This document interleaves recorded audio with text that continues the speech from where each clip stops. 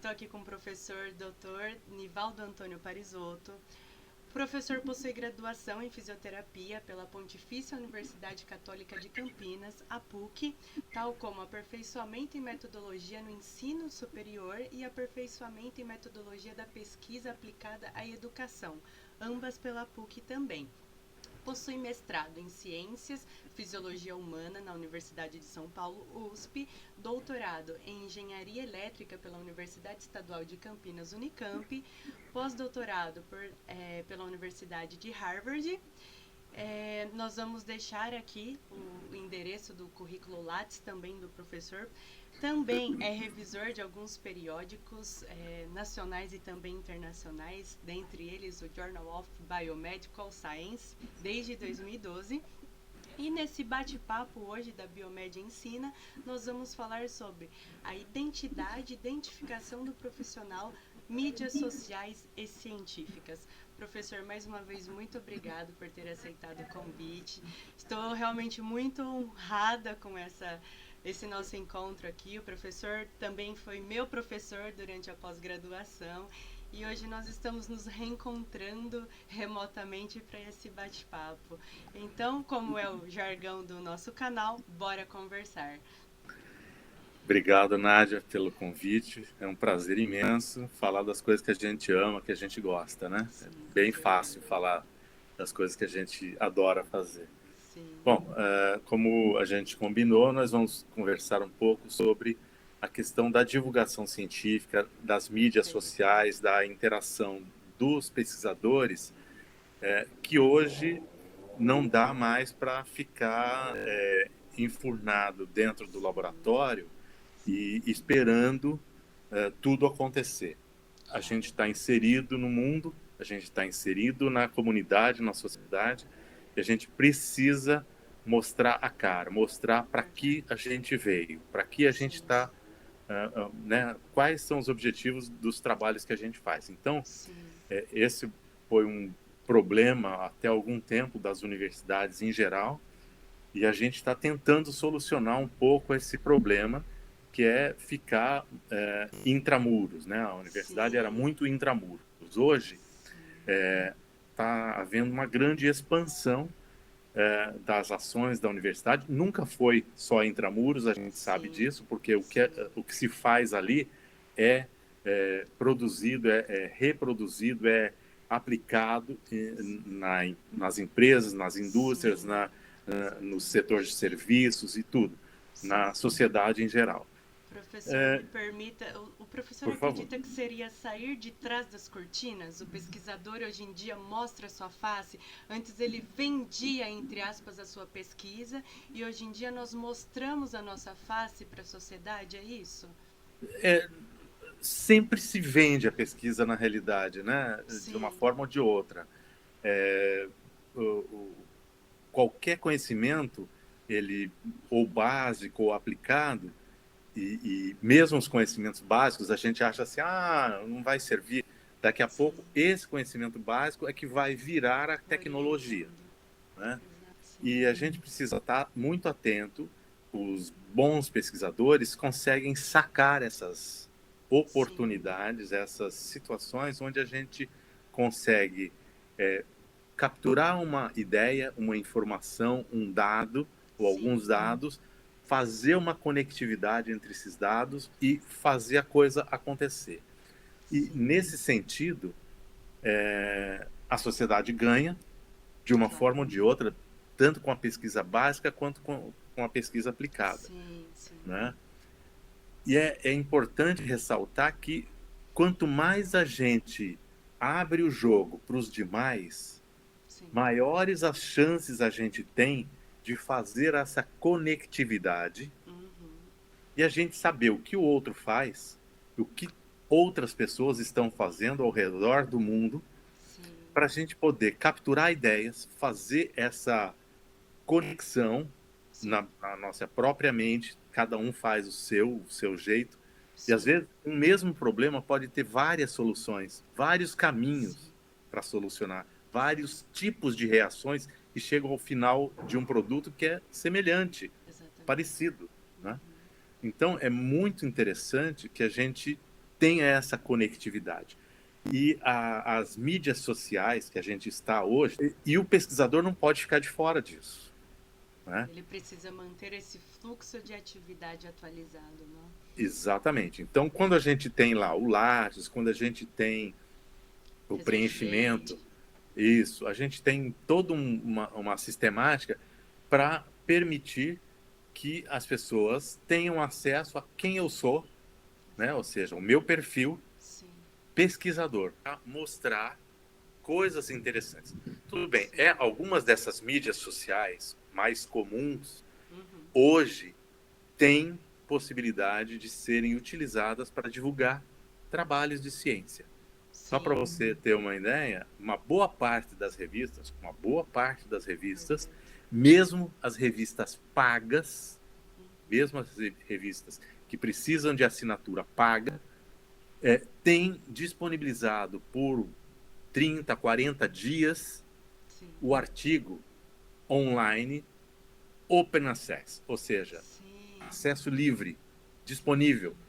E o pesquisador pode divulgar isso na mídia social, no Facebook, no Instagram, no LinkedIn, Sim. em todas as mídias Exatamente. sociais que você tiver, tá? Exatamente. Então, você pode ter acesso a esse tipo de coisa e deve utilizar essas formas. E olha, essas revistas já colocam o link lá para você clicar e entrar no seu Face, no seu Diretamente. Sim. Na sua mídia, na LinkedIn, sua plataforma, na sua né? plataforma e Sim. divulgar. Perfeito. Então, isso é muito legal, é muito bom. E professor, essa questão de mostrar-se, aparecer em uma mídia social como um pesquisador, isso traz muito impacto na visão profissional dessa pessoa? No meu entendimento, antigamente existia um risco, um medo muito grande dos pesquisadores de acabarem sendo confundidos, Sim. né? Então, o cara que aparecia na mídia, que aparecia na TV, que mostrava uma pesquisa, alguma coisa assim, ele era confundido com um charlatão. Sim. Ah, esse cara só quer aparecer e tal, Uhum. né? Sim. Hoje é necessidade, a gente precisa mostrar para a sociedade o que nós estamos fazendo dentro das universidades. Sim. É necessidade. Sim. Então, assim, a ideia é tentar fazer com que a gente preste contas à sociedade daquilo que a Promova a gente está pesquisa. produzindo. Sim. Principalmente as universidades públicas, que Sim. precisa prestar contas para a Exatamente. sociedade, porque o dinheiro é público. Sim. Mesmo assim, as universidades privadas, todas elas que estão fazendo pesquisa, frequentemente recebem verbas públicas.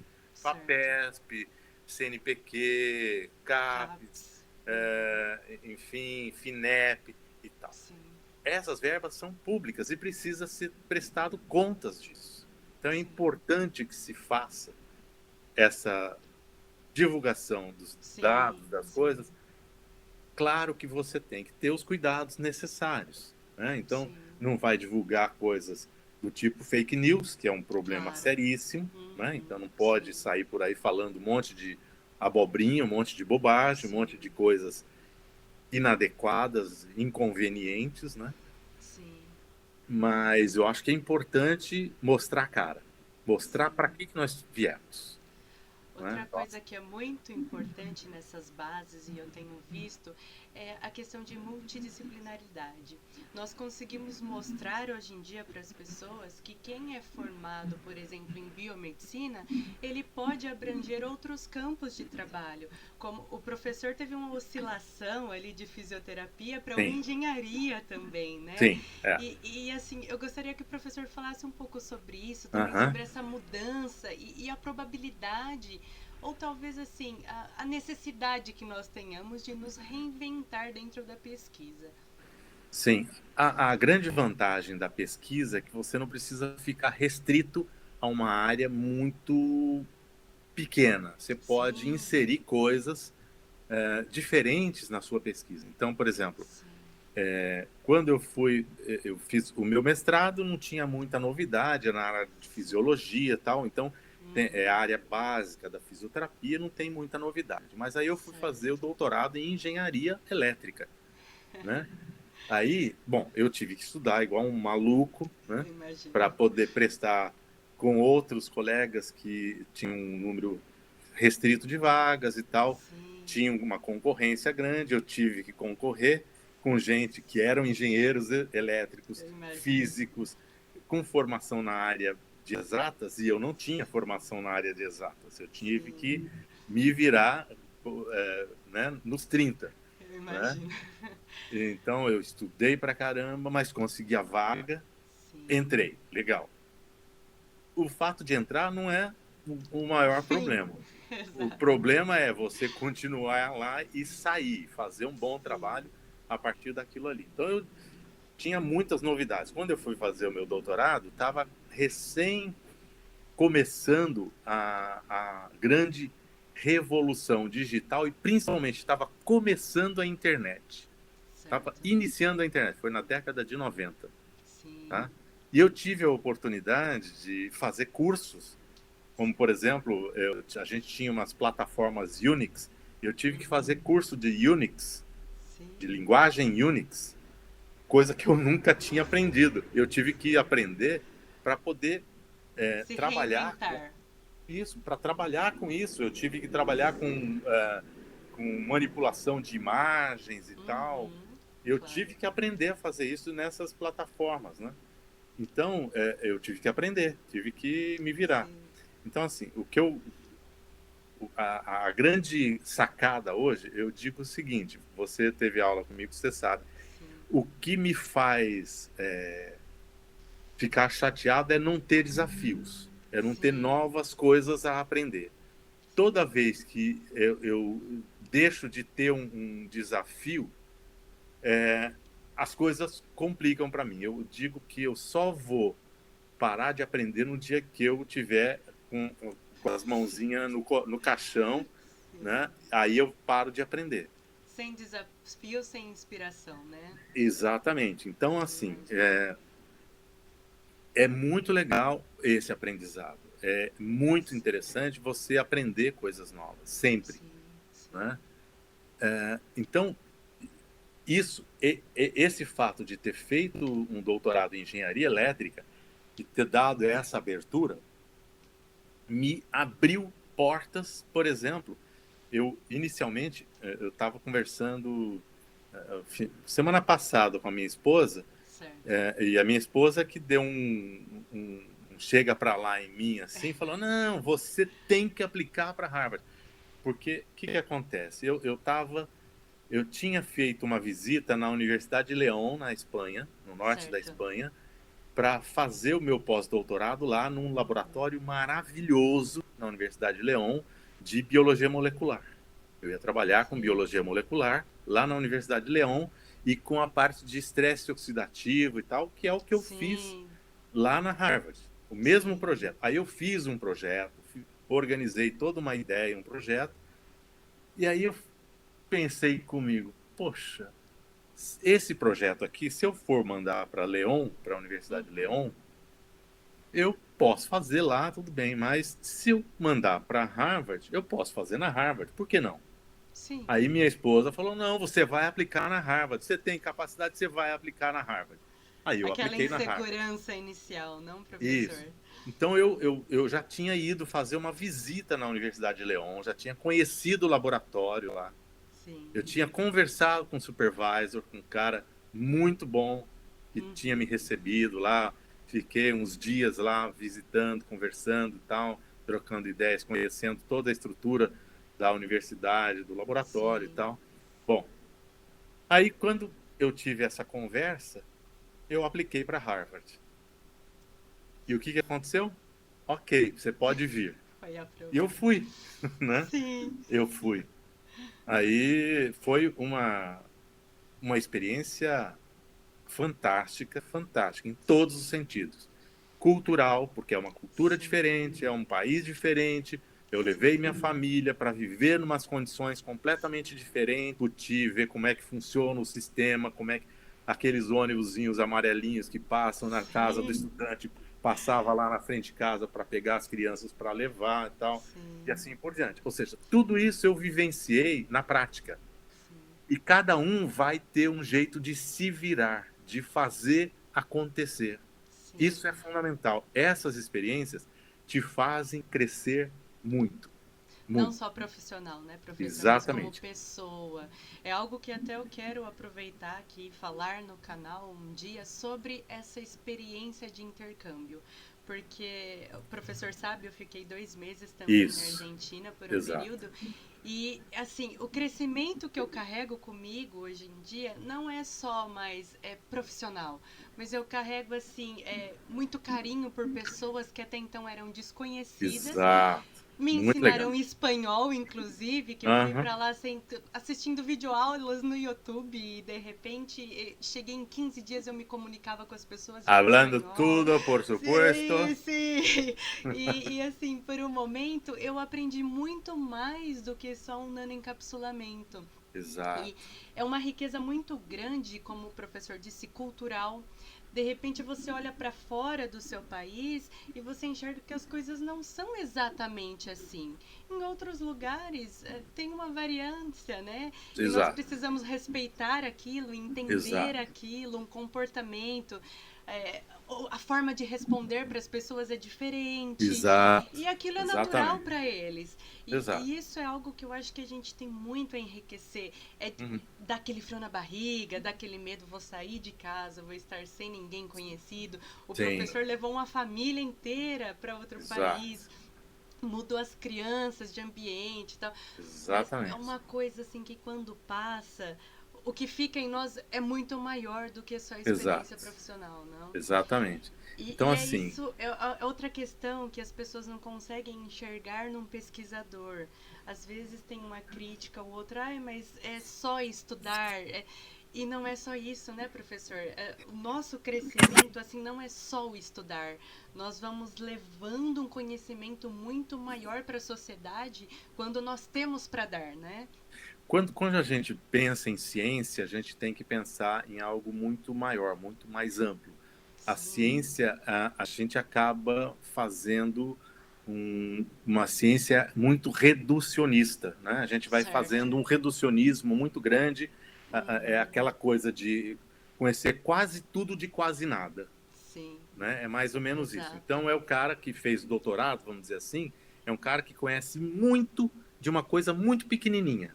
Sim, Mas, mesmo sendo assim, mesmo sendo desse jeito, esse processo, o processo em que a gente passa, o sim, processo de conhecimento científico, de busca, de chegada às bases de dados, de entendimento de sim, como é que isso funciona, como é que você faz um artigo, saindo sim, do geral para o específico, entendendo sim. como é que você organiza as ideias, como é que Uhum. você explica a ciência, como é que Sim, você é, simplifica as ideias para sim, poder realmente. E você só consegue simplificar as ideias se você entende o que é aquilo. sim, E se você exatamente. não entendeu, você não vai simplificar jamais, você vai só complicar. Sim, Né? Então, exatamente. é muito legal você conseguir perceber essas coisas e mostrar para as pessoas. Então, Sim, as mídias sociais hoje, as mídias em geral, permitem fazer isso. Então, por exemplo, um sim, blog como você tem aí, né, uma página, sim, sim, exato. permite você mostrar coisas que muita gente não poderia ter acesso, ou não conseguiria ter acesso, né? Então, Sim, isso é muito interessante. Então, só para vocês terem uma ideia, olha, as mídias sociais são essas aí. Tem um monte de sim, mídias diferentes, né? Hoje você sim, tem, inclusive, sistemas de informações até na Netflix.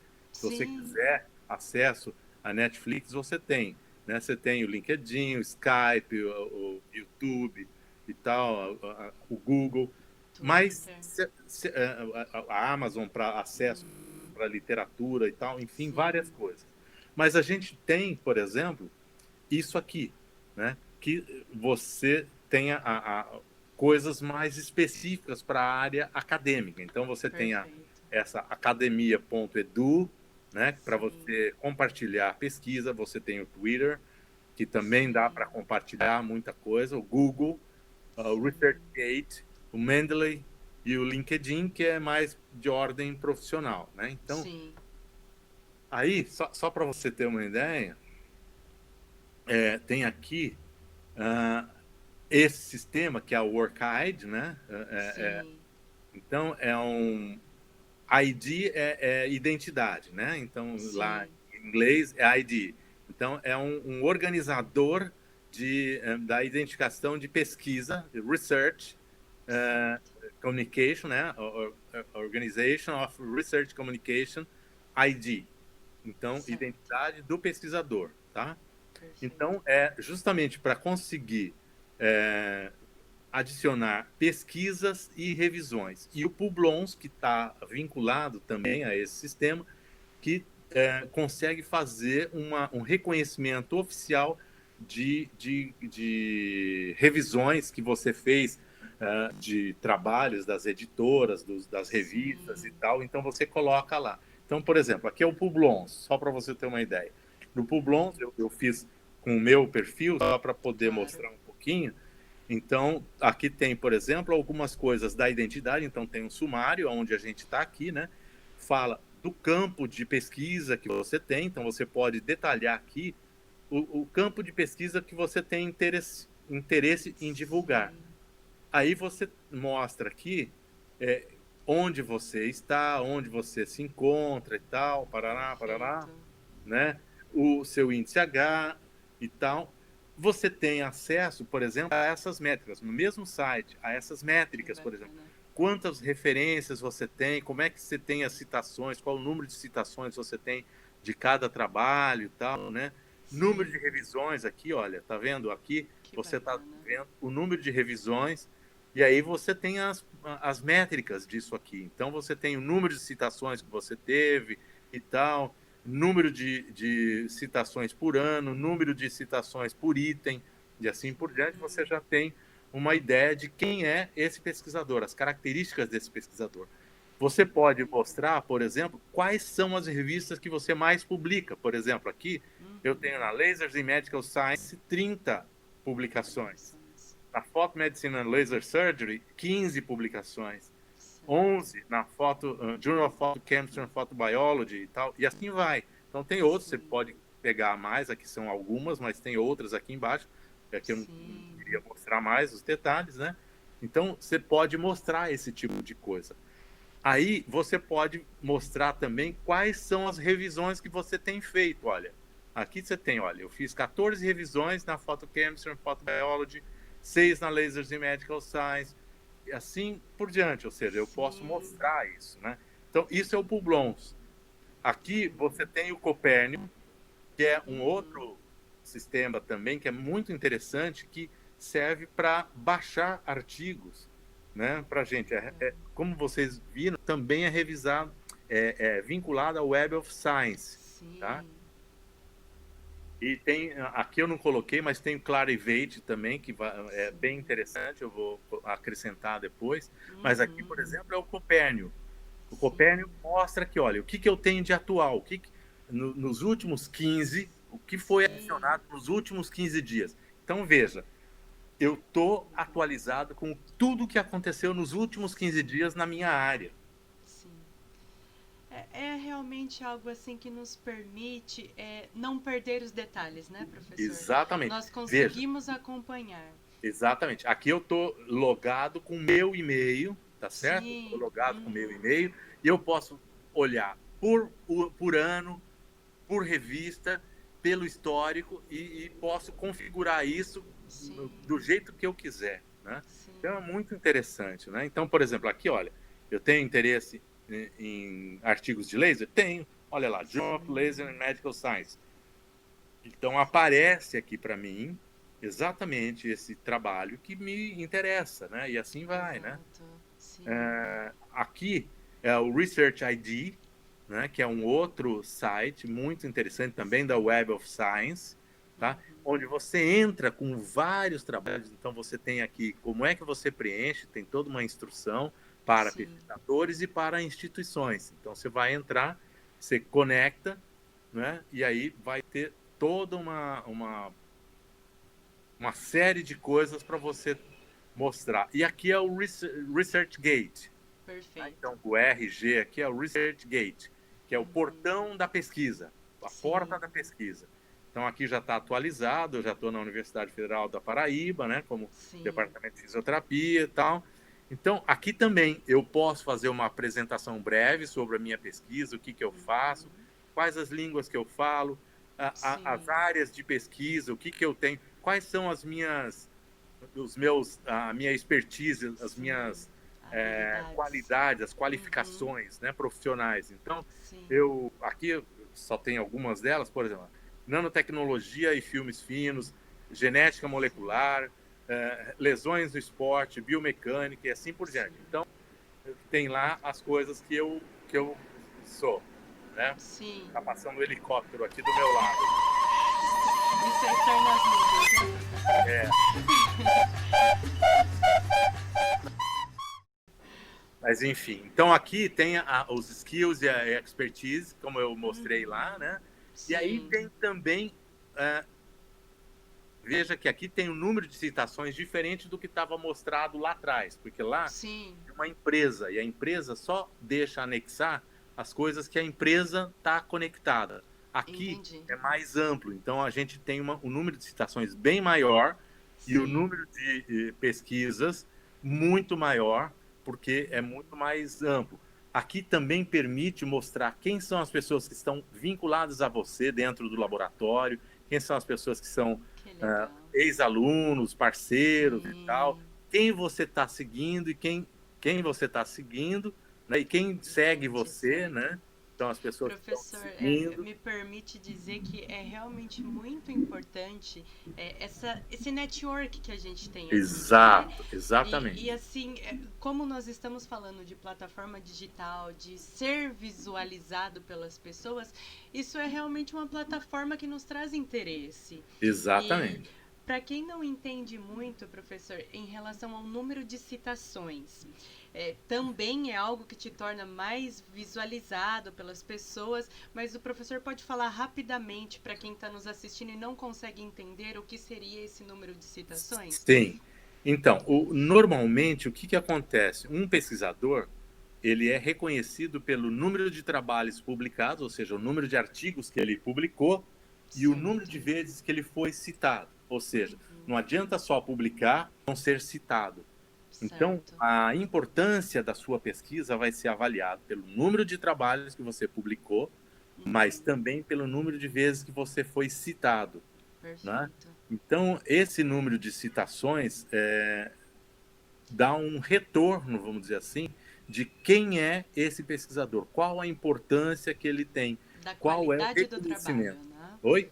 Da qualidade do trabalho do qualidade do trabalho, qualidade das pesquisas que esse pesquisador faz, né? E aqui então, nós voltamos naquele ponto da pesquisa básica e da pesquisa aplicada. Isso, em que exatamente. Algumas vezes as pessoas dizem, mas uma pesquisa básica não tem tanta importância. Mas, por exemplo, nesse número de citações, nós vemos que ela pode ter embasado outras pesquisas que podem ser aplicadas, não? Muitas.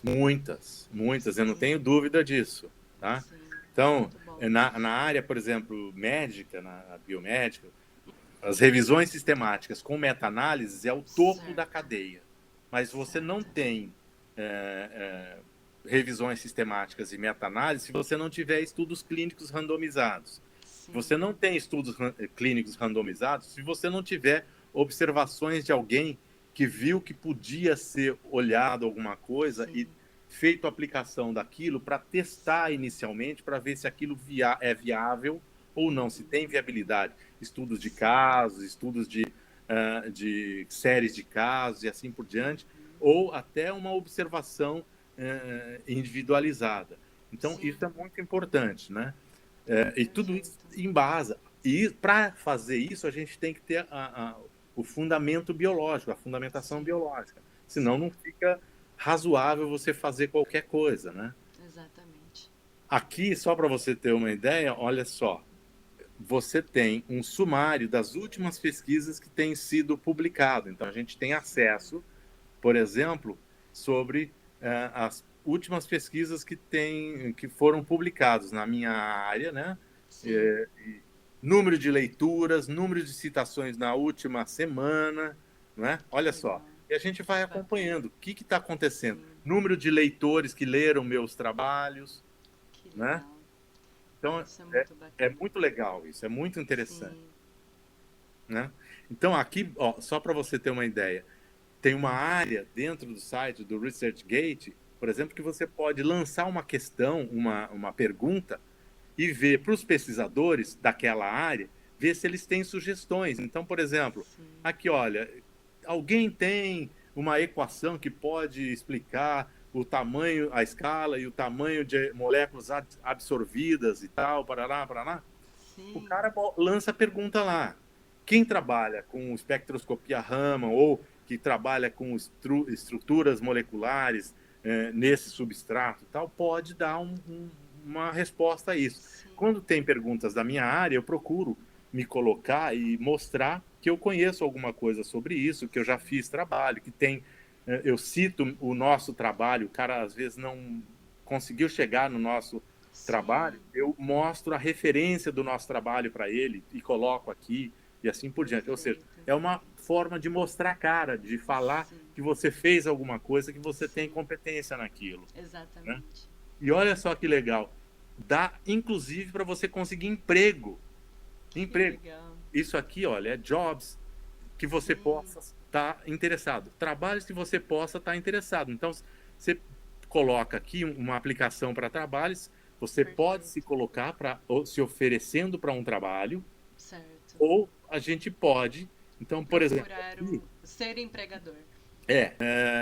E assim tem outras posições. Aqui, por exemplo, posição nos Estados Unidos, em Tampa, Sim. na Motif Cancer Center, né? E falando qual é a característica do trabalho. Você entra lá e pode fazer, só para você ter uma ideia, Nádia, eu fiz um concurso via online numa universidade do Canadá, via esse sistema aqui. Sim. Tá? É uma plataforma bastante completa, né, professor? Isso. Ela acaba unindo as demais, que são únicas em determinado assunto, ela acaba unindo, é um LinkedIn também ao mesmo tempo. Isso. Então, é bastante Exatamente. completa. Exatamente. E muitas das vezes é um pouco esquecida, né, pelos pesquisadores. Exatamente. Então, por exemplo, aqui, por exemplo, você tem minha colega lá da Harvard, a Ying Huang, foi minha colega de sala lá na Harvard, né? Então acaba aparecendo os trabalhos dela aqui porque eu sigo ela. Sim. Então tudo que tem dela aparece aqui, né? Então conference paper, então ela mostrou aqui, eu vou lá e vejo o que ela está fazendo. Olha aqui, sempre está atualizado. Então os temas da atualidade aqui, Covid-19, né? Tá aqui tudo que está acontecendo de Covid-19 tem, olha, 50 mil itens de pesquisas e 53 mil seguidores de Covid-19, com 345 grupos de discussão. Tá certo? É um ponto também que a gente pode até falar aqui a respeito das fake news, né? De repente a pessoa diz, mas foi a informação que me chegou. É muito mais fácil visualizar um vídeo, uma mensagem que veio pelo WhatsApp, mas nós vemos que nós temos plataforma para isso, para ter uma informação de qualidade. Para não falar qualquer coisa, porque eu acho isso ou aquilo, nós temos onde buscar um embasamento científico. Exatamente. Onde, assim, apoiar, né, as nossas opiniões sobre os assuntos. A ciência erra. Por isso que ela é... Vocês se lembram que, quando a gente falou lá de metodologia, se lembra que a gente discutiu, por exemplo, que você tem um atestado, uma definição científica, mas daqui a pouco essa definição pode ser mudada, o paradigma se modificou. Então, por exemplo, só para citar situações muito sérias que aconteceram ao longo do tempo, por exemplo, você tinha a física clássica, a física newtoniana.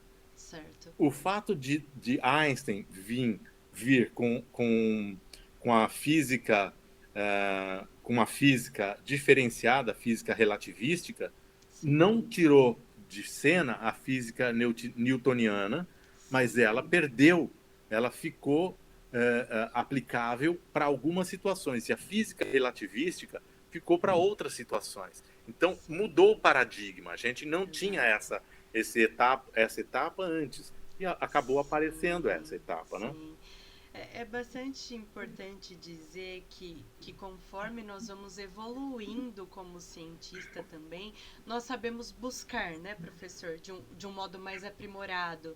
Então, às vezes o foco é algo mais macroscópico e, de repente, com uma pesquisa microscópica, nós conseguimos modificar aquele Exato. primeiro entendimento, né? A gente pode ver a questão do Covid. O Covid, todo Sim. mundo achava que originalmente era um problema respiratório, é um vírus que entrava lá no sistema respiratório e de fato, ele entra pelo sistema Sim. respiratório em geral, a maioria das vezes, Sim. e ataca o sistema respiratório originalmente, mas os efeitos principais dele é via circulatório. O problema maior Sim. é circulatório. Sim, essa ação inflamatória também está sendo bastante estudada, tem Isso, bocado então, de tem citocinas. isso. Várias dessas etapas, dessas coisas, foram sendo estabelecidas na observação. Então, é bem interessante como referencial para a gente entender como é que isso funciona. Olha só que legal. A gente pode publicar coisas via vídeos. Esse jovem aqui é o Journal of Video Journal, né? Que é para publicar questões de métodos relacionados com metodologia de pesquisa. Então, você mostra com vídeo, né, qual é a metodologia, como é que são os passos metodológicos para você fazer aquela pesquisa, para ninguém ter dúvida que aquilo vai funcionar daquele jeito. Sim, interessante. Aqui o Google Scholar acadêmico, Google Acadêmico. Eu também coloquei o meu site, né, o meu vínculo aqui, né, para mostrar. Aqui é mais amplo ainda. Veja só o índice H meu aqui, como é que aumenta, e o número de citações também como aumenta bastante.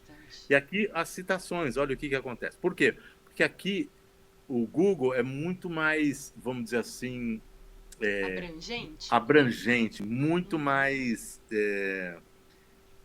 democrático, é muito mais amplo, muito mais amplo. Então, ele aceita coisas de diferentes características. Então, por exemplo, olha só, tem trabalho meu que foi citado mais de 400 vezes. Trabalho de 2013 aqui. Aqui não está pelo número de citações aqui, né? Sim. Então, você vê que as coisas vão mudando de figura aqui, não é? É bem interessante. Sim. Então, vai caminhando a coisa, né? É bem legal. Isso é para o Google. Então, qualquer um pode fazer e colocar os seus trabalhos e mostrar para ser visualizado pelas pessoas. Quando o sujeito dá um Google lá, você aparecer mais próximo de quem está querendo ver, por exemplo, os temas. Então, essas palavras-chave que você coloca aqui é o que vai colocar você à frente. Então, por exemplo, se você colocar lá no Google Low Level Laser Therapy ou Photobiomodulation, o meu nome vai aparecer em primeiro, em segundo ou terceiro lugar, no máximo. Sim. Por quê? Porque, lá no Google. Por quê? Porque isso é o que está me levando a ser o cara conhecido ao redor do mundo. Né? O Google mostra isso. Tá? E assim por diante. Aqui é o LinkedIn. Né? Então, o LinkedIn é muito mais para emprego, mas também dá para fazer conectividade de caráter de trabalho, comerciais, de parcerias, é muito interessante. Então, você pode mostrar as coisas aí, né? Aqui você pode ter interatividade com algumas pessoas que você tem interesse, que você pode estar, por exemplo, eu sigo o Mário Sérgio Cortella, eu gosto das coisas que ele publica e coisas relacionadas com coisas mais amplas da vida, né? Aqui YouTube, né?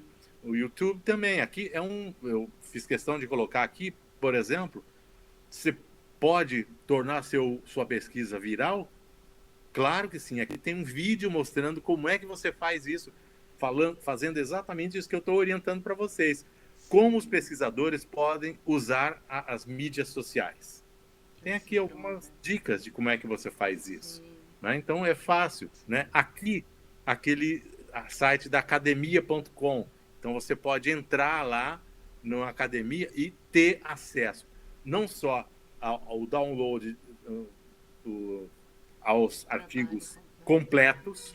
Então, você pode fazer download de vários artigos. Então, aqui, por exemplo, olha, eu tenho PDF de todos esses artigos disponíveis e tal, e assim por diante. Então, são artigos meus, outros com outros autores e assim por diante. Então, é bem legal. E aqui, também, lá da academia, você pode fazer o upload dos papers que você queira. Então, você pode colocar. Ele é mais aceitável, né, do ponto de vista. E ele permite você fazer buscas, né, por temas. Então, você coloca o tema aqui, por exemplo, né, e vai fazer busca para você sobre aquele tema, aquela temática. Então, você pode usar como base de dados também para algumas coisas, né? E aqui, só para vocês terem uma ideia, esse Doll Pages aqui também é uma outra coisa muito interessante principalmente para, olha só, oportunidade de pós-doc, de bolsas de PhD, de grau de PhD, de pós-doutorado no Canadá, programas de pós-doutorado e assim por diante, para várias coisas. Então, você pode submeter isso, checar em diferentes disciplinas. Você pode selecionar por disciplina, por área que você tem interesse. Então, aqui, ó, biotecnologia está lá, biociências, engenharia biomédica, né? Então, as disciplinas que você tiver interesse, você pode entrar lá e fazer seu credenciamento. E, por fim, uma coisa que é importante também, não é uma base de dados, mas para os cientistas do terceiro mundo ainda está funcionando o Sci-Hub, que é apesar de ser ilegal, ainda em várias partes do mundo, as editoras estão processando, aliás, a Sci-Hub, né, a organizadora da Sci-Hub, mas ela colocou o site numa ilha que tem proteção total para ela, então ela continua tendo o site lá com a proteção dessa ilha. Para os países de terceiro mundo que não têm dinheiro na conta para comprar artigos que custam entre 30 e 40, 50 dólares por artigo, é realmente muito complicado, e a gente tem um acesso mais viável por esse caminho, né? Enfim, são caminhos para viabilizar a sua pesquisa, para você tornar você público, né, de uma maneira legal. Você pode usar o seu Facebook também, da mesma forma, Facebook, o seu Instagram. Você vai lá na bios do seu Instagram e coloca lá quem é você, o que você faz, você coloca links para o seu bios, pode colocar artigos no seu bios e tal, e assim por diante.